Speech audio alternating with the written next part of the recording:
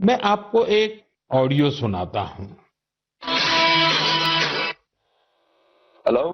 Sir नमस्ते sir. नमस्ते। Sir बोलिए सर। देखिए, ये जो आपने एफआईआर नंबर मुझे सेंड किया है, इस नंबर के खिलाफ 17 कंप्लेंट्स हमारे पास। आप ये नंबर यूज कर रहे हैं? मैंने नहीं यूज करता हूँ सर। अभी कहाँ से बात कर रहे हो? Sir Karnataka sir. वो घर में हूँ सर। ओके, इसके लिए आप अपनी स्टेट में रिकॉर्ड करवाइए ताकि ये नंबर ब्लॉक कर दिया जाए, फ्यूचर में आपको कोई प्रॉब्लम ना हो। Okay, yes sir. अभी मैं आपको कनेक्ट कर रहा हूँ, ये आपका इन्वेस्टिगेशन ऑफिसर है। आप अपनी स्टेट में रिकॉर्ड करवाइए ताकि ये नंबर ब्लॉक कर दिया जाए। Okay, yes sir yes sir yes sir. अब बताइएगा मैं किसके साथ बात कर रहा हूँ। अपना आधार कार्ड मुझे शो कीजिएगा वेरीफाई करने के लिए, बताइएगा। सर मेरे पास अभी नहीं है sir Aadhaar card sir, please sir. Phone आपके फोन में है? नहीं सर। फोन में आधार कार्ड की पिक्चर नहीं है आपके पास? नहीं है सर। नंबर याद है आपको? सर नहीं है सर, नंबर भी याद नहीं है सर। हमने सिर्फ वेरीफाई करना है। ओके, वेरीफाई करने के लिए नहीं सर। आप डरिए ना, डरिए ना।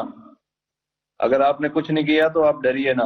हाँ सर हाँ सर। अगर आपके पास आधार कार्ड है तो मुझे दिखा दीजिए वेरीफाई करने के नहीं लिए। सर नहीं सर, मैं गांव को आया था सर, घर में है सर। Okay, coming. जय हिंद। इस व्यक्ति की वन साइड वीडियो का रिकॉर्ड करो as per the protocol. Okay, ये ऑडियो सिर्फ जानकारी के लिए नहीं, ये कोई मनोरंजन वाला ऑडियो नहीं है। एक गहरी चिंता को लेकर के ऑडियो आया है। आपने अभी जो बातचीत सुनी वो डिजिटल अरेस्ट के फरेब की है। ये बातचीत एक पीड़ित और फ्रॉड करने वाले के बीच हुई है। डिजिटल अरेस्ट के फ्रॉड में फोन करने वाले कभी पुलिस, कभी सीबीआई, कभी नारकोटिक्स, कभी आरबीआई, ऐसे भांति भांति के लेबल लगाकर बनावटी अधिकारी बनकर बात करते हैं और बड़े कॉन्फिडेंस के साथ करते हैं। मुझे मन की बात के बहुत से श्रोताओं ने कहा कि इसकी चर्चा जरूर करनी चाहिए। आइए मैं आपको बताता हूं ये फ्रॉड करने वाली गैंग काम कैसे करती है, ये खतरनाक खेल क्या है। आपको भी समझना बहुत जरूरी है, औरों को भी समझाना उतना ही आवश्यक है। पहला दाव, आपकी व्यक्तिगत जानकारी, वो सब जुटा करके रखते हैं। आप पिछले महीने गोवा गए थे, है ना?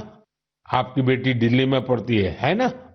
वे आपके बारे में इतनी जानकारी जुटाकर रखते हैं कि आप दंग रह जाएंगे। दूसरा दाव, भय का माहौल पैदा करो। वर्दी, सरकारी दफ्तर का सेटअप, कानूनी धाराएं, वो आपको इतना डरा देंगे फोन पर बातों बातों में, आप सोच भी नहीं पाएंगे। और फिर उनका तीसरा दाव शुरू होता है। तीसरा दाव, समय का दबाव। अभी फैसला करना होगा वरना आपको गिरफ्तार करना पड़ेगा। ये लोग पीड़ित पर इतना मनोवैज्ञानिक दबाव बना देते हैं कि वो सहम जाता है। डिजिटल अरेस्ट के शिकार होने वालों में हर वर्ग, हर उम्र के लोग हैं। लोगों ने डर की वजह से अपनी मेहनत से कमाए हुए लाखों रुपए गंवा दिए हैं। कभी भी आपको इस तरह का कोई कॉल आए तो आपको डरना नहीं है। आपको पता होना चाहिए कोई भी जांच एजेंसी फोन कॉल या वीडियो कॉल पर इस तरह पूछताछ कभी भी नहीं करती। मैं आपको डिजिटल सुरक्षा के 3 चरण बताता हूं। ये 3 चरण है: रुको, सोचो, एक्शन लो।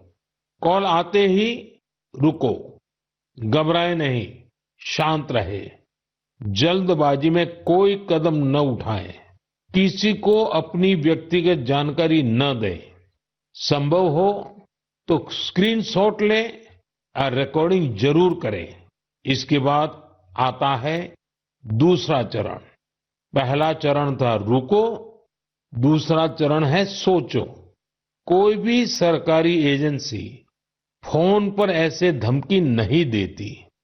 न ही वीडियो कॉल पर पूछताछ करती है, न ही ऐसे पैसा की मांग करती है। अगर डर लगे तो समझिए कुछ गड़बड़ है।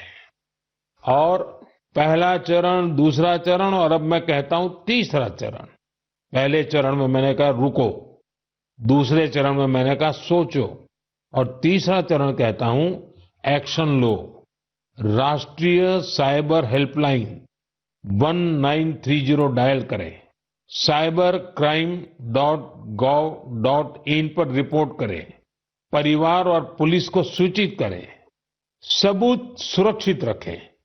रुको, बाद में सोचो और फिर एक्शन लो। ये 3 चरण आपकी डिजिटल सुरक्षा का रक्षक बनेंगे। साथियों, मैं फिर कहूंगा, डिजिटल अरेस्ट जैसी कोई व्यवस्था कानून में नहीं है। ये सिर्फ फ्रॉड है, फरेब है, झूठ है, बदमाशों का गिरोह है। और जो लोग ऐसा कर रहे हैं वो समाज के दुश्मन है।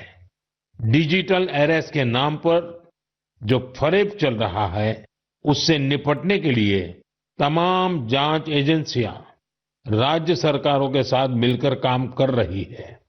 इन एजेंसियों में तालमेल बनाने के लिए नेशनल साइबर कोऑर्डिनेशन सेंटर की स्थापना की गई है। एजेंसियों की तरफ से ऐसे फ्रॉड करने वाली हजारों वीडियो कॉलिंग आईडी को ब्लॉक किया गया है। लाखों सिम कार्ड, मोबाइल फोन और बैंक अकाउंट्स को भी ब्लॉक किया गया है। एजेंसियां अपना काम कर रही है, लेकिन डिजिटल अरेस्ट के नाम पर हो रहे स्कैम से बचने के लिए बहुत जरूरी है हर किसी की जागरूकता, हर नागरिक की जागरूकता। जो लोग भी इस तरह के साइबर फ्रॉड का शिकार होते हैं, उन्हें ज्यादा से ज्यादा लोगों को इसके बारे में बताना चाहिए। आप जागरूकता के लिए हैशटैग सेफ डिजिटल इंडिया का प्रयोग कर सकते हैं। मैं स्कूलों और कॉलेजों को भी कहूंगा कि साइबर स्कैम के खिलाफ मुहिम में छात्रों को भी जोड़ें। समाज में सबके प्रयासों से ही हम इस चुनौती का मुकाबला कर सकते हैं।